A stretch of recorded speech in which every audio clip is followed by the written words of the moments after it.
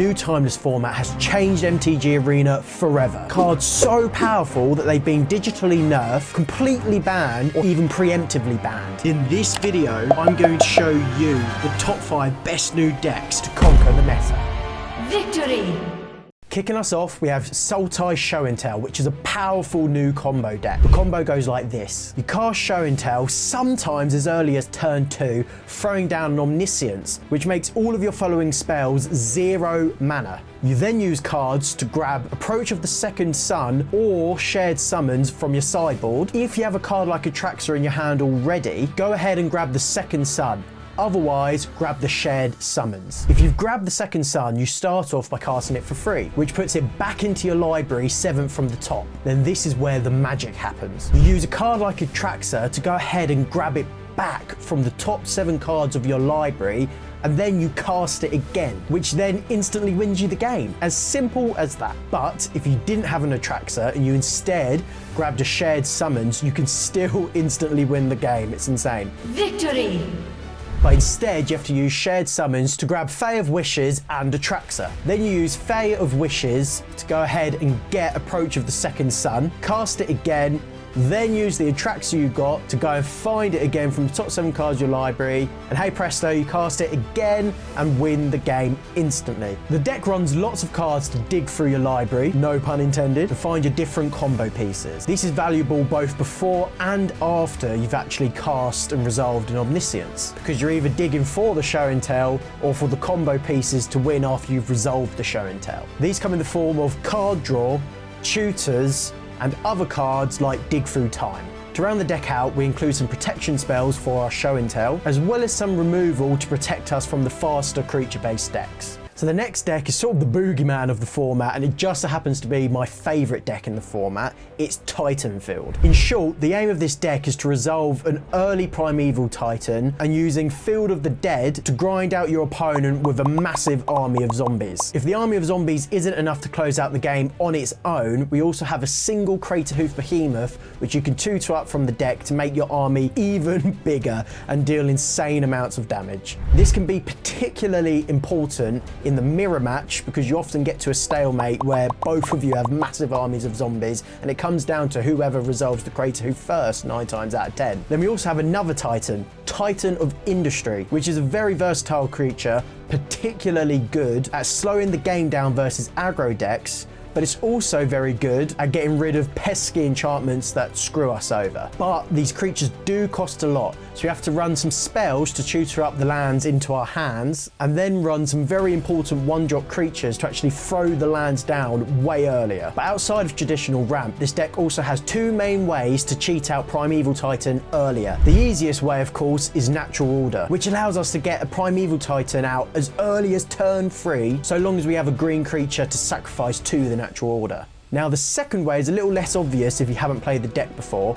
It's using a combination of lands. So let's take a look at them. Sunken Citadel taps for 2 mana as long as you use it on another land's ability. And then Castle Garenbrig converts 4 mana into 6 mana so long as you use the mana to cast a creature spell. So to be clear, that means 2 Citadels and a castle equals a Primeval Titan, or a Citadel, a castle, and 2 other lands also equals a Primeval Titan. So that means that these lands in combination with a ramp spell leads to a turn 3 Primeval Titan 2. But at the very least, it's a turn 4 without having to actually ramp. Now the final card I want to mention in this deck is Archdruid's Charm. And it's because it really does do everything this deck needs it to do. It can ramp for, importantly, non-basic lands. It can grab Primeval Titan or one of the other threats from your deck. It removes pesky enchantments or artifacts, including the One Ring, because it exiles. And finally, it gives this deck removal for the first time. One of the weaknesses of this deck in the past is that your opponent never had to worry about removal, or at least in game 1 they didn't have to. Whereas now, at the very least, they have to bear it in mind at the back of their mind,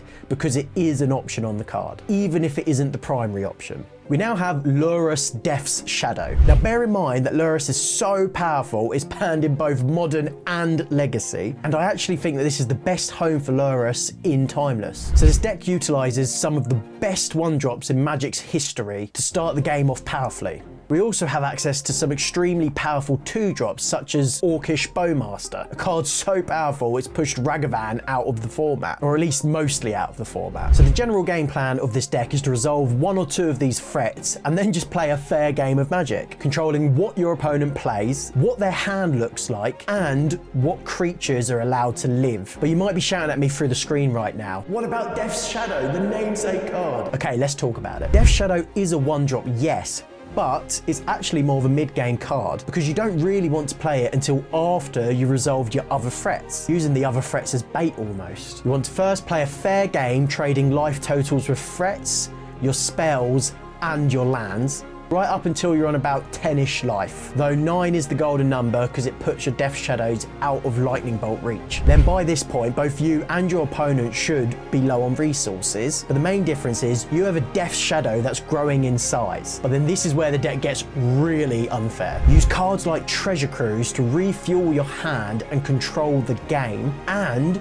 you use Lurrus to resurrect all of your powerful threats from the graveyard. I think it's important to say that most players look at this deck like it's an aggro deck, and some players look at it like a tempo-y control deck. Both can be true, yes, but this deck's real strength is the game of attrition. Your main aim when playing this deck should be to make both yourself and your opponent run out of cards, and then use your unfair card advantage to pull out ahead and win the game. Next up is a deck that goes out to all of them folk who missed the days of Modern's past. We have Jund. So first things first, I think the main reason this deck's so good right now is actually mainly because of Blood Moon. This format is very powerful, and therefore the format is very greedy when it comes to its mana bases. And that's not even taking into consideration decks like Titanfield. This deck, however, is built in a way where it has a couple extra basic swamps and basic forests, allowing you to utilize Blood Moon without sacrificing too much. Jund also runs 3 of the best turn 1 plays you can possibly make,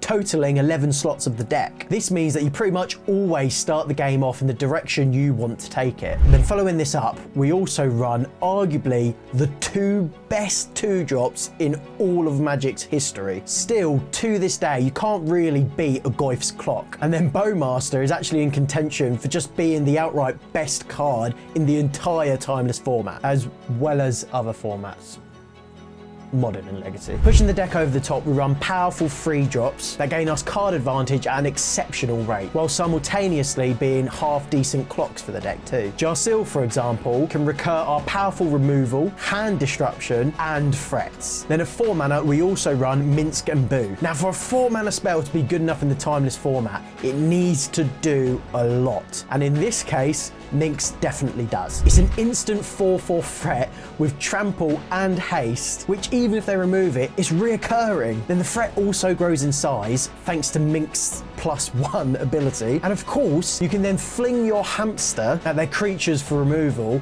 or my personal favourite, you can just fling it at their face to push over that last bit of damage over the top of your threats. But either way, when you're flinging the hamster, you're going to be drawing a lot of cards 9 times out of 10. Minx and Boo definitely make the cut in this format. Finishing us off, we have Domain Zoo for all of you aggro lovers out there. The entire point of this deck is playing powerful spells that we can only use because we're actually 5 colours. For example, Territorial Kavu, Nishoba Brawler, and Wild Nakatl all have extremely high power and toughness for their respective mana costs. But this is balanced by the fact that we have to run all 5 land types in the deck. Alongside these, to round off our threats, we also have a lot of other creatures that, to be honest with you, slot into a lot of the different Timeless decks because they're just powerful in general. Breakout is also a really cool card that we run in this deck. It allows us to dig through the top of our library to find a threat, and importantly, gives them haste. Imagine playing against a Ragavan that has haste, but then it doesn't return back to their hand at the end of the turn. Or even worse, imagine a 5 power 2-drop with haste smacking you in the face on turn 2. This card is great in this deck because we just have so many powerful creatures it can hit. We also utilise Domain in our other spells, allowing us to play cards like Leyline Binding, which is very important because this format has a wide variety of threats, and Leyline Binding can hit most of them. We also have access to Tribal Flames, allowing us to get rid of some of the bigger creatures,